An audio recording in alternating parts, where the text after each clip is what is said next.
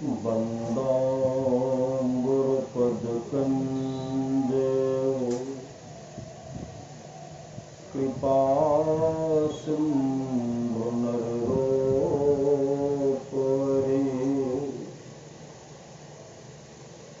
महामोहतम कुंज जासु बचने बुकरनि करो धन्य धन्य सतगुरु सुखदायक महिमा कही न जाए जो कुछ कहो तुम्हारी कृपा मोते कछुनो बसाए। अव्यक्त रूप में प्रातः स्मरणीय अनंत श्री व्यवस्थित परम पूज्यपाद सदगुरु महाराज के चरणों में कोटि कोटि नमन। मंचासन पूज्य बाबागण विशिष्ट गुरुजन उपस्थित सत्संग प्रेमी महानुभावों माताओं एवं बहनों सभी के अंदर में बैठे हुए परमात्मा को कोटि कोटि नमन। अभी हम लोग सुन रहे थे रामचरितमानस सारस्वती के प्रथम सोपान बाल कांड से सुन रहे थे। सुनि समुझहि जन मुदित मन मज्जहि अति अनुराग लहहि चारि फल अछतनु साधु समाज प्रियाय। जो साधु समाज उपदेशों को आनंद मन से सुनकर समझते हैं वे मानो प्रयाग में अधिक प्रेम के साथ स्नान करते हैं और वे इससे चारों फल अर्थ धर्म काम और मोक्ष शरीर रहते पा लेते हैं। यह भी सुन रहे थे मज्जन फल देखिए तत्काला काको होए पिक बको मराला। वर्णित तीर्थराज में स्नान करने का फल तत्काल देखने में आता है कि कौवा कोयल हो जाता है, बोगला हंस हो जाता है, कटुवादी मधुरभाषी हिंसक अहिंसक हो जाता है। कब? जब सत्संग सुनेंगे तब।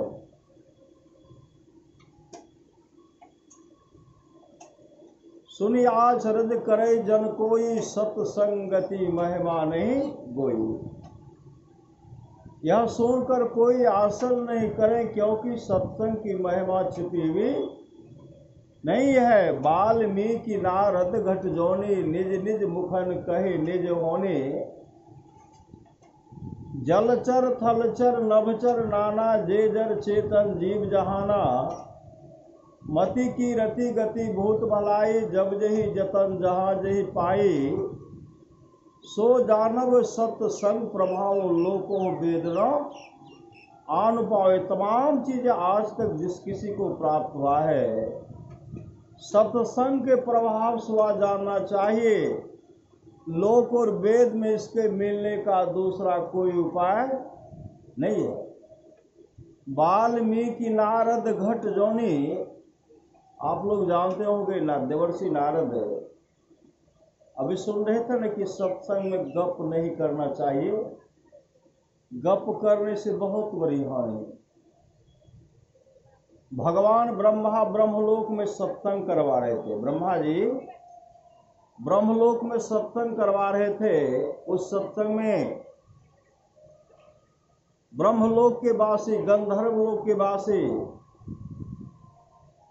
स्वर्गलोक के वासी आदि आदि वहां जाकर के सत्संग का श्रवण करते हैं। गंधर्व लोक से गए थे। गंधर्व अपने पति अपने पत्नी के साथ गए थे सत्संग में। श्री सदगुरु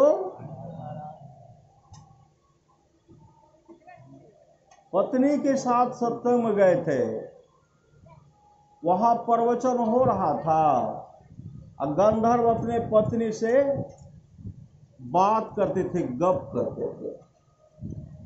अब ब्रह्मा जी देख रहे थे, ब्रह्मा जी से नहीं रहा गया। ब्रह्मा जी कहते, रे दुष्ट, सत्संग में गप करते हो, बात करते हो, जो सत्संग बहुत दुर्लभ है। सत्संगति दुर्लभ संसारा, निमिष दंड भरी एको बारा। सत्संग बात करते हो, मैं तुमको साप देता हूं, साप। उसी समय ब्रह्मा जी गंधर्व को साप दे दिए कि तुम्हारा यह गंधर्व का शरीर छूटेगा, मृत्यु लोक में ऐसी दुखियारनी मां के कोख से पैदा लोगे, जिस घर में रहने के लिए घर का अभाव होगा, वहां भोजन का अभाव होगा, पहनने के लिए वस्त्र का अभाव होगा, खाना दाना का अभाव होगा, और अनाथ की नाई पड़े रहोगे।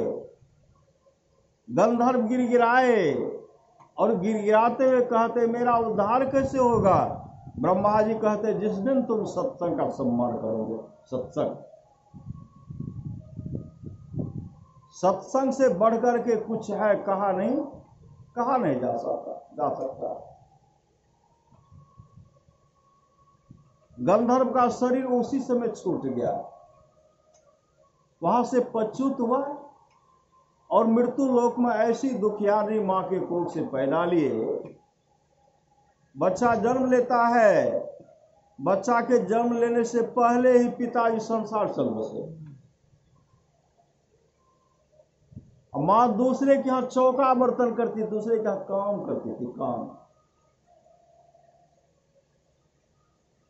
हमेशा घर पर रोते रहता था। मां काम करके जब आती थी, बच्चा हमेशा रोते रहता था।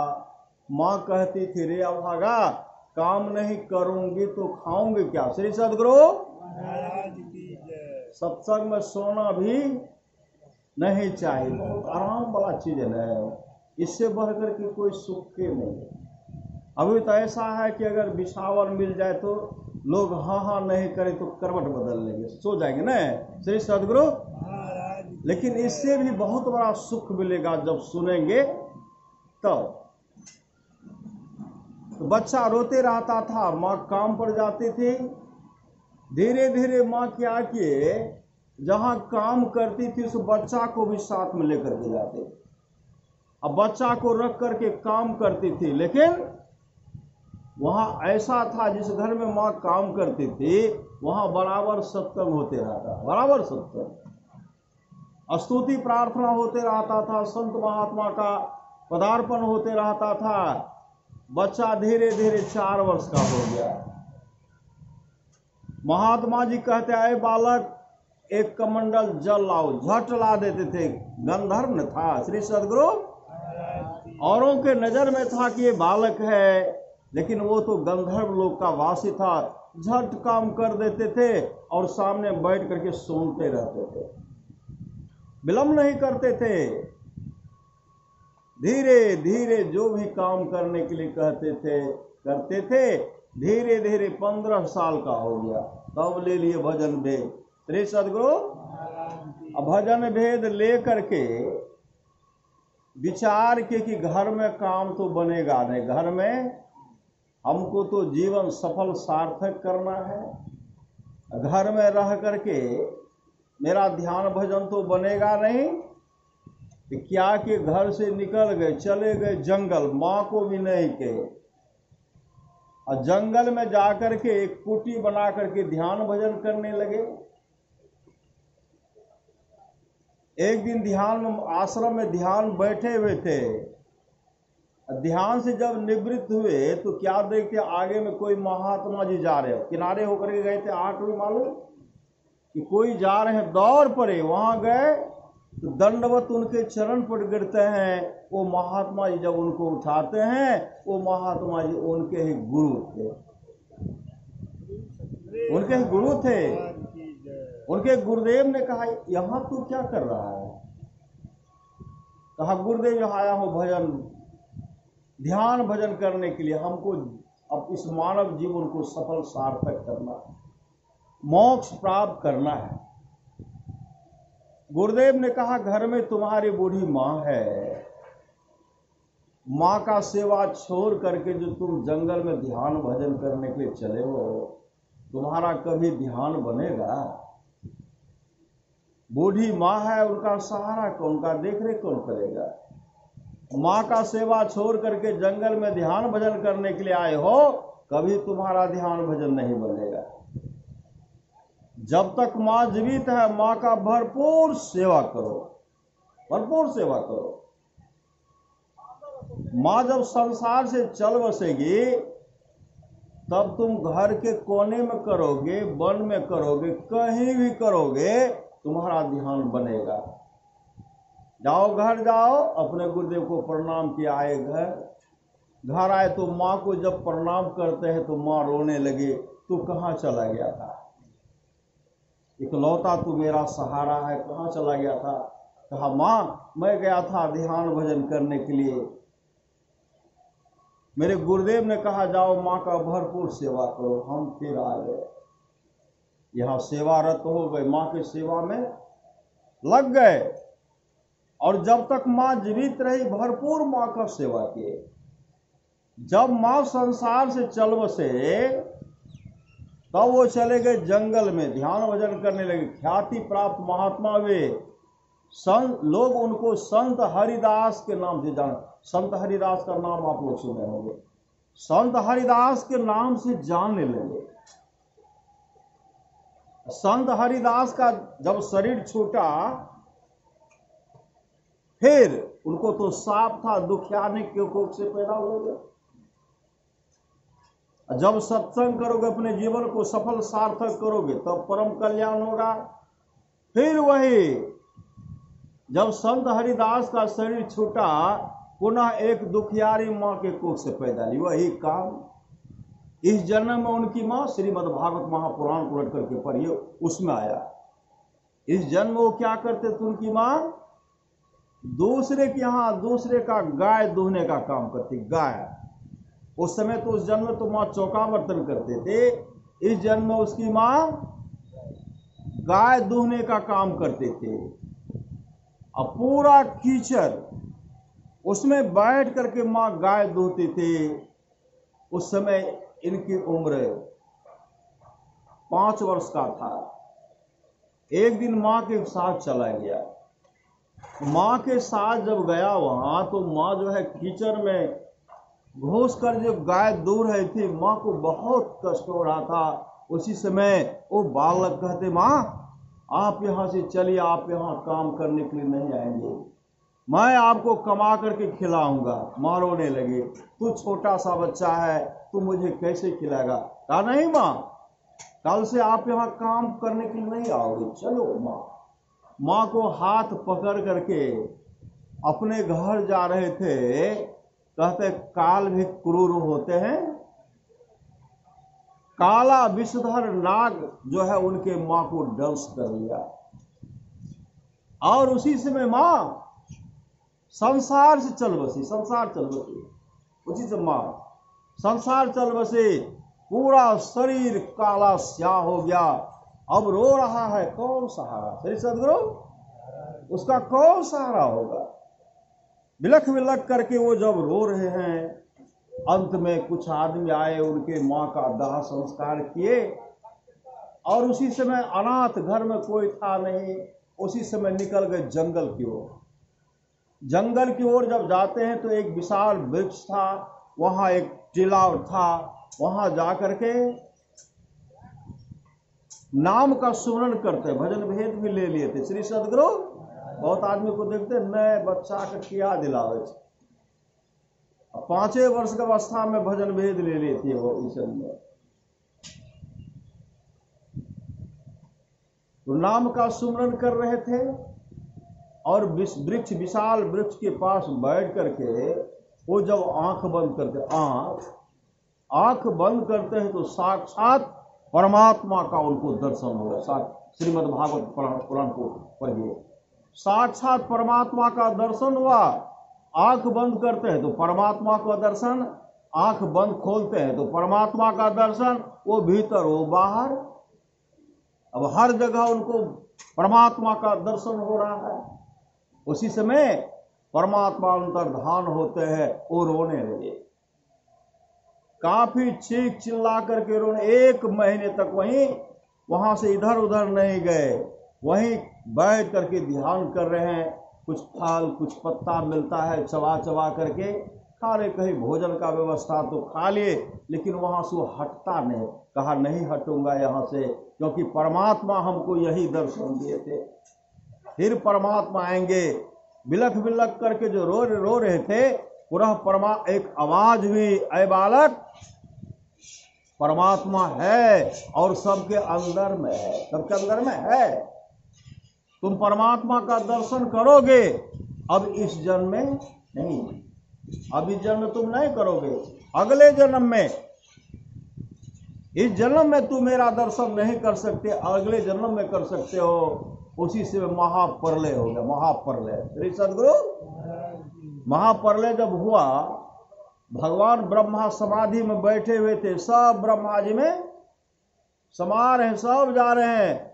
उस समय 5 वर्ष का था, ये भी ब्रह्मा जी में समा गए। और समा गए तो किनारे में कहीं भीतर में बैठ करके ये भी ध्यान कर रहे हैं। अखंड समाधि में भगवान ब्रह्मा लगे हुए हैं। प्रलय हो गए। पुनः जब सृष्टि करने लगे, जब सब भीतर से बाहर निकल रहे हैं, उसी समय वो भी बाहर से फट 5 वर्ष की अवस्था में सामने में गिरे तो उठ करके ब्रह्मा जी के चरण लिपट गए। ब्रह्मा जी उनके पीठ को थपथपाते हुए कहते हैं, आज से तुम मेरा मानस पुत्र के रूप में जाने जाओगे। आज से तुम्हारा नाम नारद होगा। श्री सदगुरु, नारद होगा। वही बन गए देवर्षि नारद, वही देवर्षि नारद बन गए। आज महान है। और देवर्षि नारद कभी सत्संग से दूर, कभी सत्संग से दूर नहीं रहते। और हमेशा मंत्र को हम लोग को गुरुदेव बताए हैं कि मानस जप, मानस ध्यान, दृष्टि योग की क्रिया करें, लेकिन मंत्र को हमेशा जपते रहने करते हैं। देवर्षि नारद क्या जपते हैं? जो गुरु के द्वारा मंत्र मिला था वही ना जप रहे हैं, नारायण नारायण नारायण। इसलिए सत्संग की बहुत बड़ी आवश्यकता है। तो वाल्मीकि नारद घट जोनी, निज निज मुखन कहे निजे होनी। रत्नाकर को कुछ ही देर तक के लिए सदगुरु देवर्षि नारद का सानिध्य प्राप्त हुआ है, और उनको ऐसा ज्ञान दिया, ऐसा उपदेश दिए, वाल्मीकि भय ब्रह्म समाना हो गए। किनके प्रभाव से? सत्संग के प्रभाव से। परमारास महाराज कहते, सत्संग नितर ध्यान नित्य रहिए कर संलग्न हो। संलग्नता के साथ सत्संग कीजिए, ध्यान कीजिए, इहलोक परलोक मंगलमय होगा। परमारास महाराज कहते हैं, थोड़ा सा भी सत्संग करो, बड़ा लाभ होता है। हम लोग क्या किस अवसर पर कर रहे हैं? श्राद्ध क्रिया का अवसर पर कर रहे हैं सत्संग। और वो ऐसी माँ थी, सत्संग के प्रति समर्पित रहा करती, नहीं कर रही थी, समर्पित।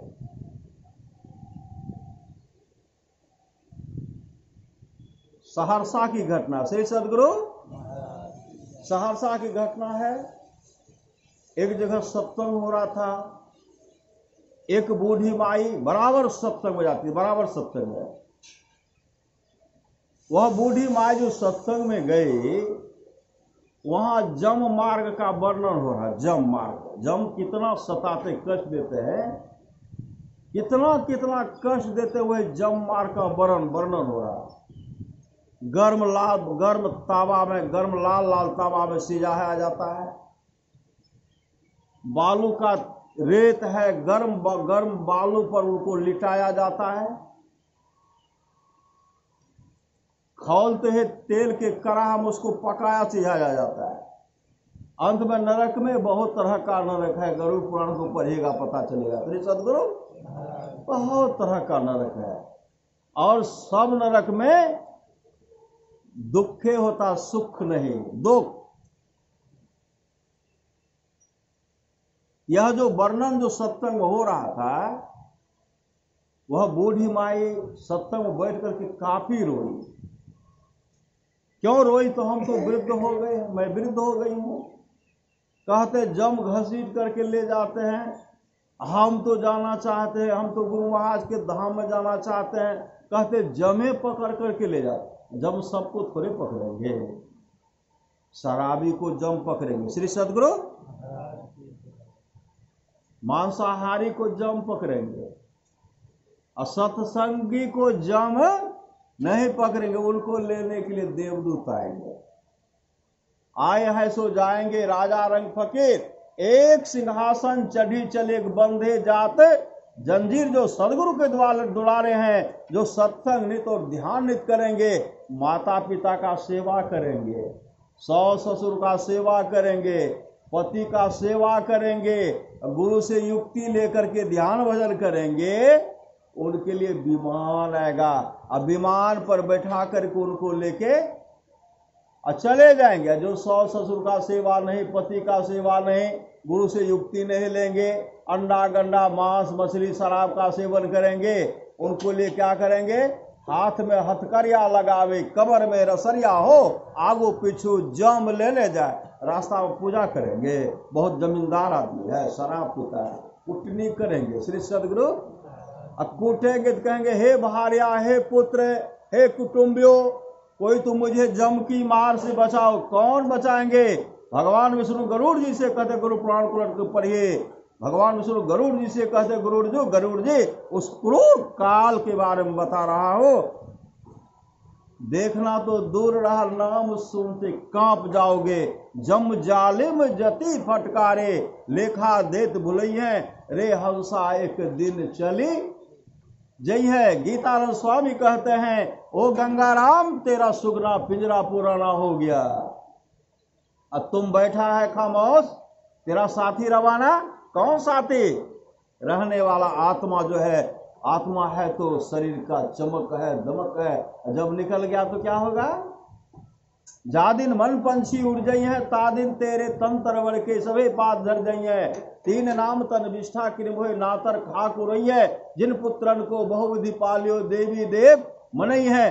तेहिले बांस दियो खो परी में, अशेष फारी बिके रही है। नर बपुधर जो जन नहीं गुरु के, जम के मारक जई है। सूरदास भगवंत भजन मुनो वृथा से जन्म गम है। ऐसे लोगों को जमदूत घसीट करके लेके जाएंगे।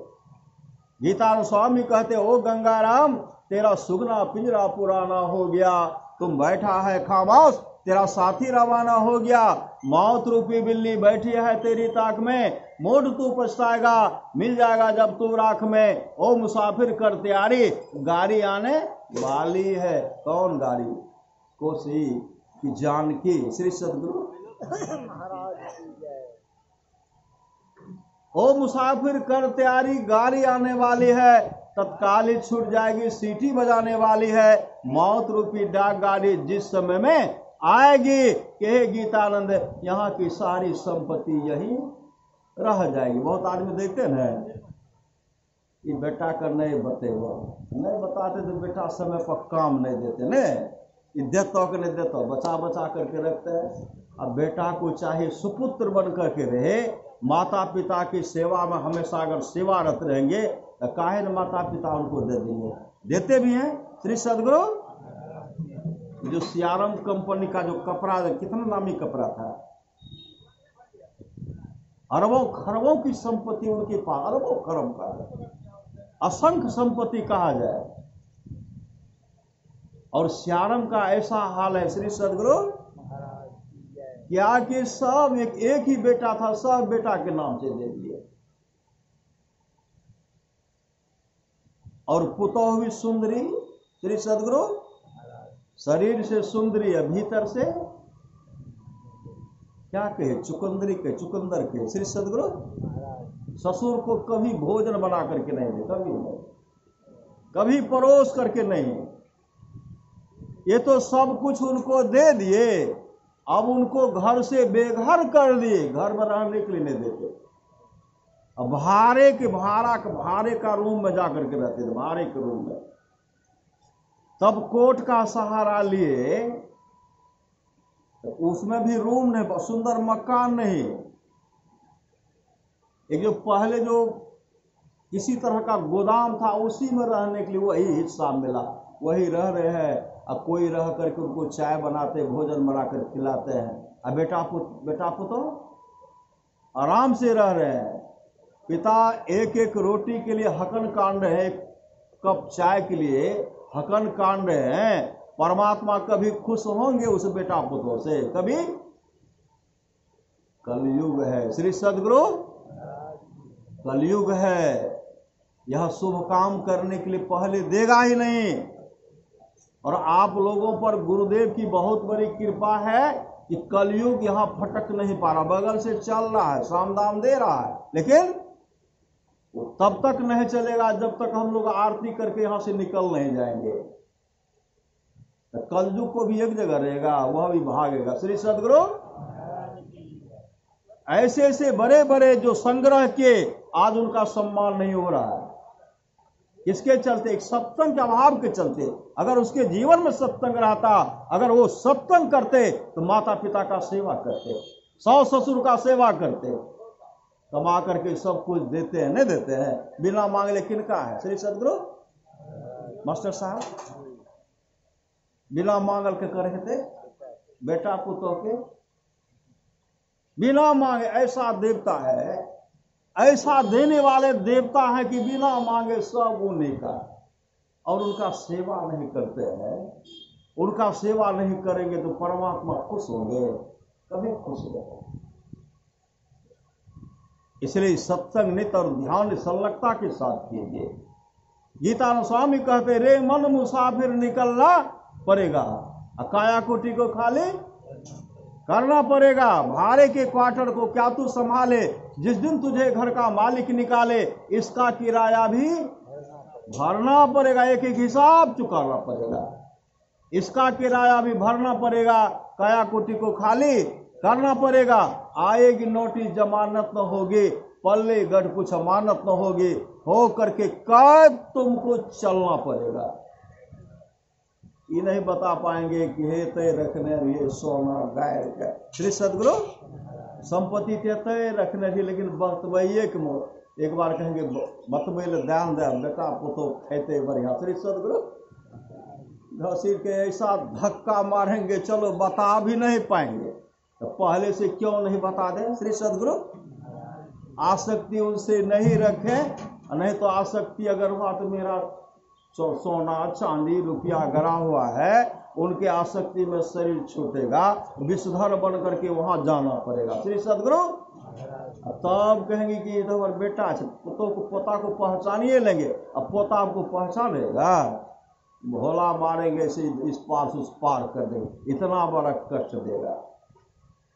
इसलिए आसक्ति कहाँ, प्रेम कहाँ बनाए? प्रेम सत्संग में। यह नहीं कि मत रखिए। श्री सद्गुरु भगवान बुद्ध ने कहा, युवा अवस्था में धन का संग्रह कीजिए, जवानी में विद्या का अर्जन कीजिए, और जवानी में भक्ति का भी संग्रह कर लीजिए।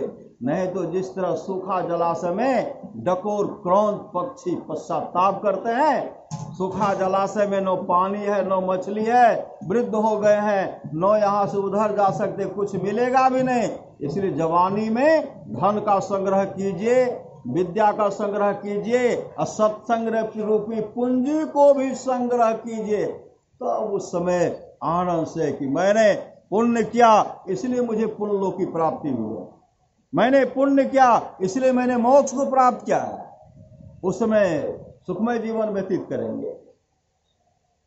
आएगी नोटिस जमानत तो होगी, पल्ले गढ़ कुछ अमानत तो होगी, हो करके कैद तुमको चलना पड़ेगा, काया कुटी को खाली करना पड़ेगा। जमराज के जब तुम अदालत चढ़ोगे, पूछेगा मालिक तो क्या तुम कहोगे? पापों की अग्नि में जलना पड़ेगा। मेरी मत मानो, जमराज का मानेगा, तेरा कर्म द्वारा तुझे मार भगाएगा, घोर नरक में दुख सहना पड़ेगा। नरक जाएंगे तो क्या सब मिलेगा? काजू मिलेगा, किशमिश, रसकदम, कच्चा पक्का। पापी को पीप भी नसीब नहीं। गरुड़ पुराण को पढ़िए।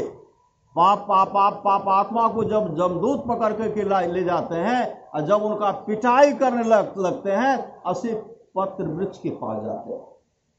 वहां जाते हैं तो छाया मिलेगा। जैसे पापी पहुंचता है आग का गोला गिरने लगता है। वृक्ष का पत्ता जो टूटता है तलवार से भी तीक्ष्ण धार उसमें है, जहां गिरता है तहां अंग कट कट करके अलग हो जाता है।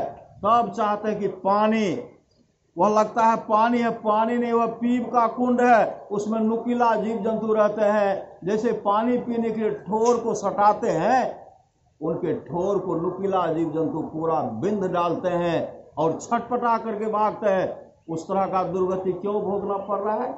जो जीवन में कभी प्यासे को पानी पिला देंगे, भूखे को भोजन कराएंगे, सास ससुर का सेवा करेंगे, श्रद्धा से एक लोटा एक गिलास पानी समय पर दीजिए, कभी दुख का मुख नहीं देखना पड़ेगा।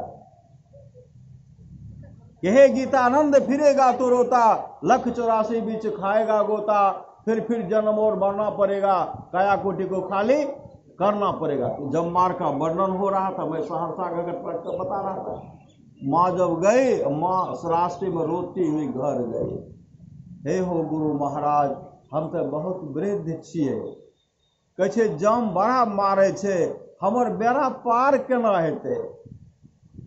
शाम में बैठ करके ध्यान भजन करते ना हम लोग, माँ बैठ करके ध्यान कर रहे थे, कभी ध्यान कर रो रही है, सत्संग में सुन लिए, जम बड़ा मारे छे, हमर कल्याण क्या है केना हेते। रो रो करके जो गुरु महाराज के तस्वीर के सामने दुखड़ा जो सुना रहे थे, उसी समय गुरुदेव छड़ी लेकर के टहलते हुए आ गए और कहते बूढ़ी माई क्यों रो रही हो। और बूढ़ी माई गुरुदेव के चरण लिपट गए। गुरु महाराज सत्संग लेकर के जम बड़ा मारे छे, वह चिंता है कि हमर कल्याण केना हेते। गुरुदेव ने कहा बूढ़ी माई तुम रो क्यों रही हो, जब तुम्हारे जाने का समय होगा मैं आऊंगा और तुमको अपने गुरु धाम में लेकर के चला जाऊंगा। ऐसे हमारे सामर्थ्यवान सदगुरु हैं, जिन माँ के लिए हम लोग सत्संग कर रहे हैं, वो माँ को शांति मिले। वो माँ तो शांति का काम पहले से कर लिया, नहीं कर लिया है, और पुत्र के द्वारा है शांति में यज्ञ हो रहा है। उन माँ को शांति मिले जहां भी हो, उन माँ का देख रेख तो गुरुदेव करेंगे ही। सदगुरु महाराज से प्रार्थना फिर भी मांग है, श्री सदगुरु हे गुरुदेव, वो ऐसी माँ थी जो आपके प्रति समर्पण रहा करते थे, उस माँ का देख रेख आप करेंगे। बोलिए प्रेम से श्री सदगुरु महाराज की जय।